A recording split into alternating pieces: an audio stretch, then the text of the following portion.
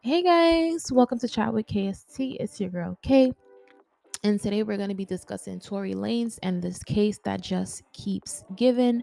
It never ceases to amaze me the new information that comes out about this case.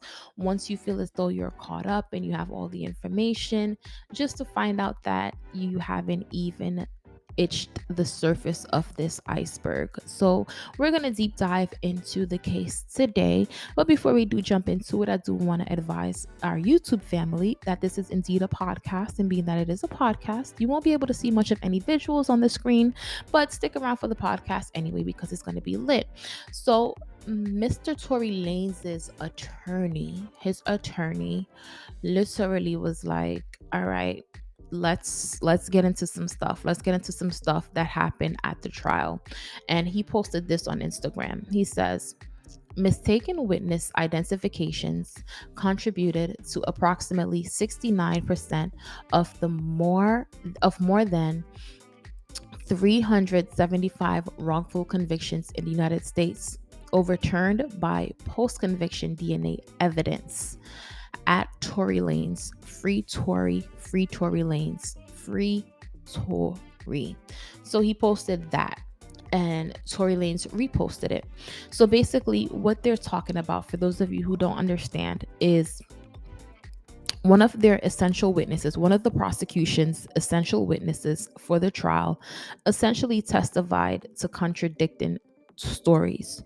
In one scenario, he testified that he saw a woman shoot the weapon because the muzzle flash was closer to the woman. And then in the next testimony, he testifies that it was Tory Lanez who shot the weapon. So, because there's contradicting stories coming from the witness testimony, they're saying, okay, well, if we have a trial where the witness has said two things, that for one discredits the witness, because the witness, this is me interpreting what I'm getting from what this lawyer is posting. The witness has, so it's Kay essentially stepping and giving her opinion and commentary. So the witness testimony is contradicting. So that would, for one, discredits the witness, because the witness is saying two opposing ideals. One minute you're saying it's a woman, the next minute you're saying it's a man. And did you even see who it is essentially? That's one. Two, if you're saying it could have been the woman, but then Tory Lanez's DNA wasn't found on the weapon, why would Tory Lanez essentially be convicted of a crime that he possibly didn't commit? Because no one essentially can concretely place him there, right? Because it would have been different if you said, "I know without a shadow of a doubt that Tory Lanez was the shooter of this crime."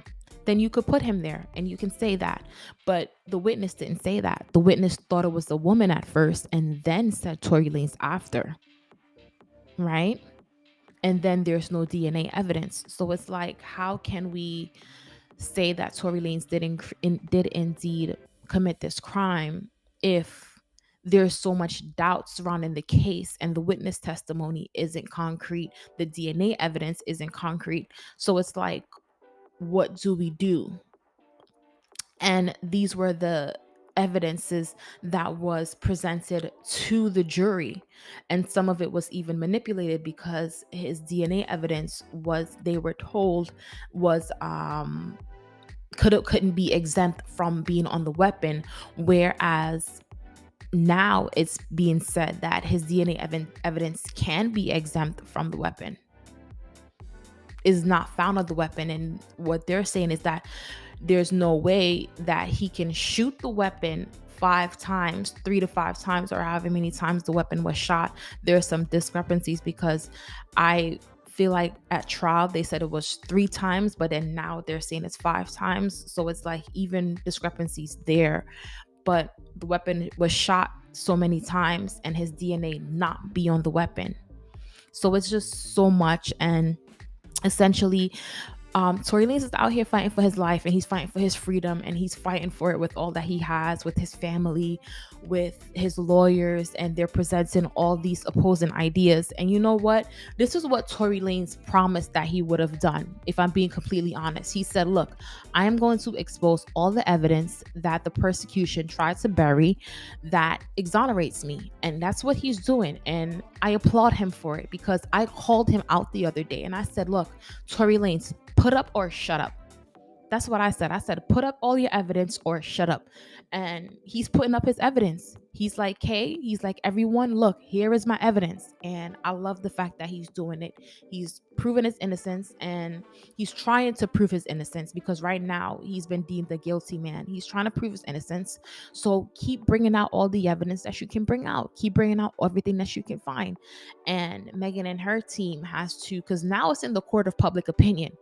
It's not only in the court of public opinion, of course, it's in the courts, and he's trying to get this thing appealed and get out of jail. But I'm saying this matter is in the court of public opinion now, because there was this gag order on Tory Lanez where he couldn't speak his truth.